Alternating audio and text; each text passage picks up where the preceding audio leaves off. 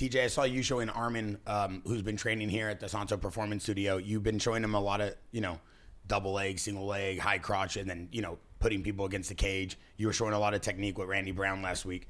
Is this kind of what you're talking about when you take someone down, then what do you do next? Because I saw you doing that the last time you were down here training with everybody. Like, what do you do after you get the guy down? What do you do after you're controlling the guy? Because it seems like you had like a lot to say about that. Wrist rides, right? Stand underneath the elbows, keeping a guy on his hands. If he's on his hands, it's hard for him to stand back up. That's what Habib was really great at, is wrist riding. Like, he gets a guy down, he's instantly going to the wrist, so I can't build myself back up and stand back to my feet and then having to get another takedown again. A great way to keep them down, staying heavy on the head, keeping them heavy on their hands, right? So if I'm real heavy on my hands on the mat, it's hard for me to stand up, and then he's wrist riding him when he does it.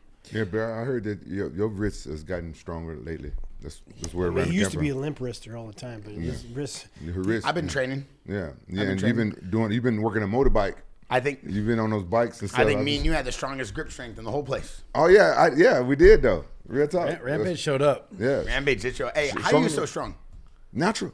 You beat Khalil Roundtree strength. I told you, I'm trying to tell you, I'm stronger than Roundtree. So now, just so we can all make this very clear, because this has been a debate for a year, Rampage Jackson is officially stronger than Khalil Roundtree. And I love Khalil Roundtree, but it's official. We have the proof. We've seen who has a deeper and more intense strength. Yeah, I've said it. I've been saying it. I'm stronger than because, strength is mental. When I was wrestling in college, this kid, he was wrestling like an X-Man. He wrestled like 147, is that a weight class, something like that? In 2000. College? Yeah. Yeah, the weight classes have changed now. I forgot, but it was like 140s or something. 149. Yeah, something like that. And I was a 77 pounder, and I tried to wrestle him. And like I said, I came to wrestling late, and the kid, and I used to always try to out strength everybody and muscle them out. And so I'm wrestling this little bitty guy, and he's throwing me around. I was like, how in the hell are you stronger than me? He said, oh, I'm stronger than everybody, right here in my head. It's strength is mental.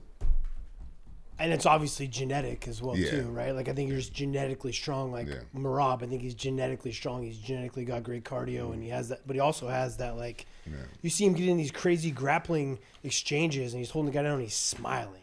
It's like, bro, you know how tired that makes you? But he didn't even give a shit. Yeah, he's something different.